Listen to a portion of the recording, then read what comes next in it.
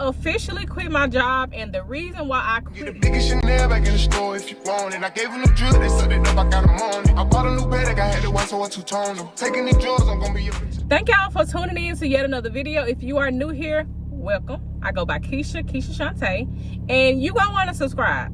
Should y'all do that right now? I officially quit my job, and the reason why I quit it. Let me first start by saying, some people may wonder, like, what kind of work did you do? What kind of work did you do? So I was working from home at a call center, taking calls. When I first started, things were cool. Like, I could kind of tell that things were a little bit unorganized, but at the beginning of a lot of jobs, things do go that way. So I didn't think too much in it. And to be honest, I did see negative things about the company before I got started, more negative than positive. However, I'm the type of person that I have to get my own experience. Like, everybody don't have the same experience. And honestly, for a few months, I didn't have that same experience as everyone else did. So I initially got started, and one thing I did not like is how my schedule changed so much. When I first started, I think my schedule was from like 10 to 6:30, and then it ended up being like 9:30 to 6, and then at one point it was like 10 to 7, and at one point it was 2 p.m. to 11 p.m., and then it was like it was 10 to 6:30, and then it was 9:30 to 6 o'clock. So that's how many different, and I just started in April, so that's how many different schedules I had off rip. All right, cool, whatever. I adjusted my life to their schedule, and my days off changed. 1 week I was off Sunday, Monday. Another time I was off Tuesday, Wednesday. Another time I was off Thursday, Friday. Which, okay, whatever. I adjusted my life to that. So I got a raise within, let me see, I started in April. I got a raise come July, I believe, June or July. I got a raise, and I got moved to a different department, which was cool. When I got moved to the different department, I loved it because it was less calls. I may have gotten like 10 calls a day out of an 8-hour shift, versus when I was on the other team, it was back to back. So I might have did like 30 calls a day, to be honest. It was literally 9 seconds in between calls. So as these back-to-back calls started within the past month, I started to get very mentally drained. Like, I was, after work, I'll just lay in the bed for a whole hour after work. Sometimes I would try to get help, and depending on, say, if my supervisor was not at work and I tried to get help from others, I didn't get the help that I need. It was a lot. Okay, cool. So then it's like having to deal with, okay, let me keep up with these metrics, and then make sure we doing this, make sure we doing that, which every job has their own, has their own rules, which is fine. It just got so mentally draining to the point where I just could not do it no more. And people might think, oh, you don't want to work, but people that know me already know, and if they don't, then they don't know me. And I'm gonna say that because I've worked since I was technically 16, but my first job was like it was unpaid. We ain't gonna talk about that, but technically I've been working since I was 16. But even before that, I started out before I was old enough to get a 9-to-5.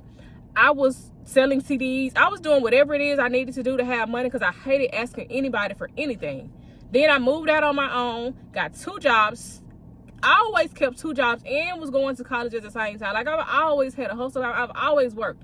So me working has never been an issue. But it was just at the point where call center jobs are mentally draining, and if you think call center jobs are easy, you've never done a call center job to where you have constantly back-to-back calls, you have people in your ear cussing you out, snapping on you for things that you have no control over, just because people feel entitled over the phone. Versus in person, they don't act like that in person. They don't act like that in person. I've had front-facing customer service experience and over the phone, and over the phone is when people show out the most, because they know they don't see you, not face to face, so they feel like they'll never encounter you. They feel like they can say anything to people, and that's why when I call into jobs, I make sure I give them people respect, as long as they respect me, because I know what it feel like to be on the phone and you getting snapped on all day, and you finally get this one person that's nice and calm. And I try to be that person because I know what it feels like, and that's the type of person that I am, because I understand a lot of different things, and you never know what a person has going on, and your rudeness could be the one thing that takes a person over edge to do whatever they do behind it. And honestly, a lot of those calls really just made me, like, it was one day where I literally put a customer on hold, and I cried. I was there, like, I was very mentally drained, frustrated. I couldn't get the help that it was a whole lot going on in that moment, and I could not hold it in. I cried, baby. When the job got me crying, it's time to go.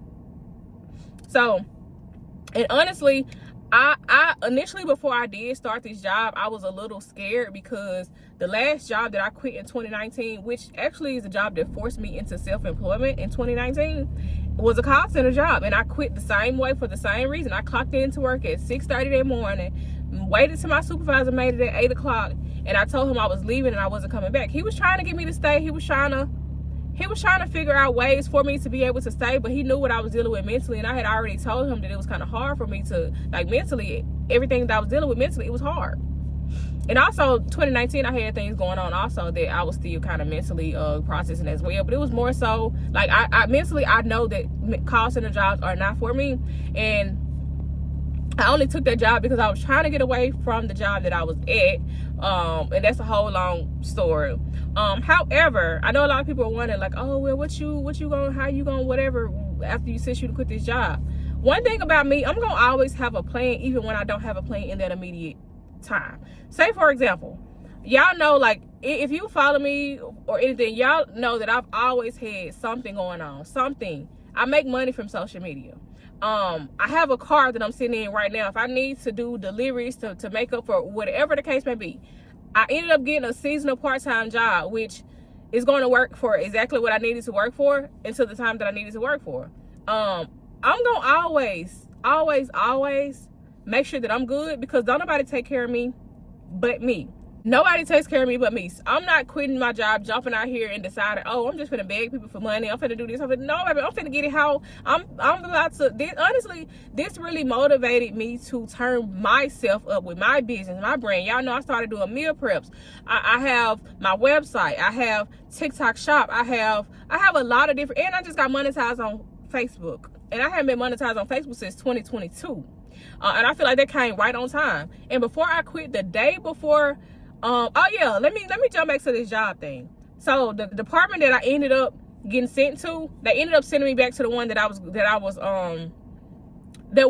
getting ready to send me back to the department that I was in when I first started. And in that department, they cut your hours. Like, you could be scheduled, you have a 40-hour work week, and they might take off 20 hours of that week, and you, or 30 or 10 hours, and you only work whatever, and you don't have an option. You know how some jobs, if it's too many people on the clock, they'll ask if you want to VTO, which is voluntary time off, if people are unfamiliar with that term.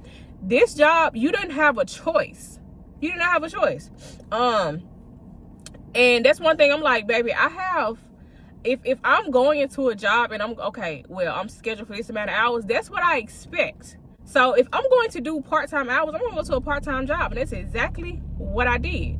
And it's only 3 days a week, which I am very happy with, because in the days of the week work for me, because I can still do everything I need to do. I can still do my meal preps. I can still do my content. I can still make my online money. I can still do everything that I'm doing now. So I'm not, and the pay is more, but I'm not really taking a pay cut. I am, but I'm not. I ain't gonna go too deep into detail on that, but again, it's working for me. Before I make any type of move, I pray about it. And when I prayed, when I asked God, okay, am I making the right decision? Let me know what I need to be doing. That very next day is when I got the call saying, hey, you can move back over to this department, and I know how that other department is. So I'm like, yeah, I feel like that was my confirmation right then and there. So a couple days later, I didn't even clock in. Matter of fact, this past Saturday, I didn't even clock in. I just typed an email, because my supervisor was off work that day.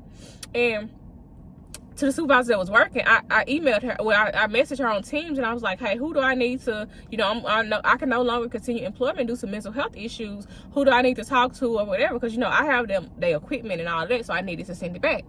She never responded back to me at all. Didn't even say, oh, nothing, which she ain't obligated to. Cool. She did reach out to my supervisor, and my supervisor ended up calling me, and she was just, just checking on me or whatever. And she was just like, I'm glad you're feeling better mentally or whatever. And honestly, I actually liked her. I actually liked my supervisor. She, like, I will probably still, like, check in on her and stuff like that. Like, I actually liked her. She was cool. Like, I feel like, But so yeah, that was that. And I ended up giving them their equipment back yesterday. They sent me an email with a return label, and then sent me a follow-up email about 20 minutes later saying, hey, did you receive the email with the return label? And if you don't return it, something about collections, baby, y'all can have y'all computer. They had already locked the computer anyway, so it ain't like I could do anything with it, which I didn't care to. I'm not that type of person. I didn't care to anyway. Y'all can have y'all shit back. But so yeah, I turned it in yesterday, and that chapter of my life is closed. I've been going hard on my content.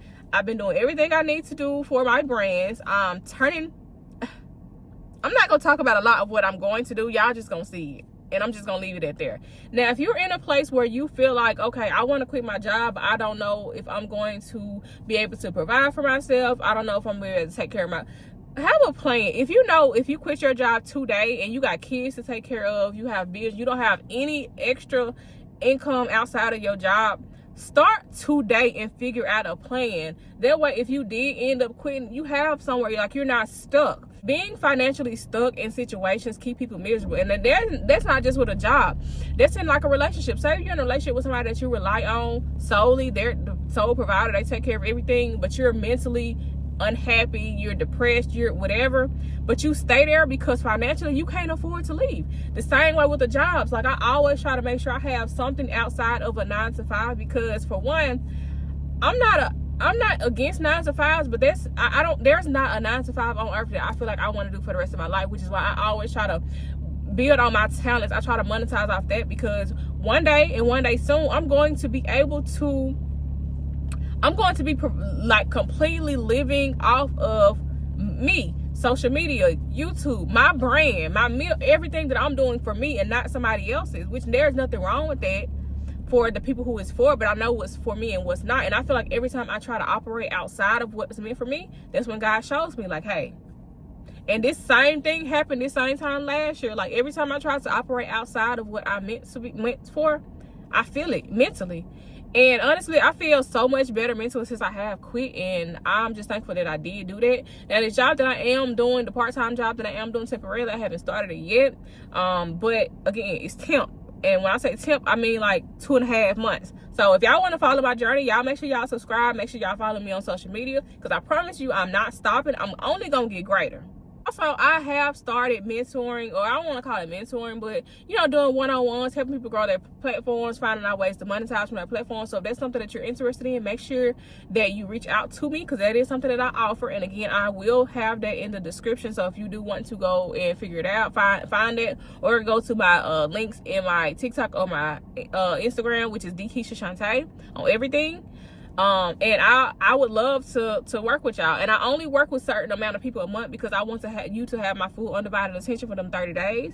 So I don't take a whole lot at one time. But if you did enjoy this video and you do, you know, want to follow my journey, make sure that y'all subscribe to me, like this video, comment, share it, and thank y'all so much.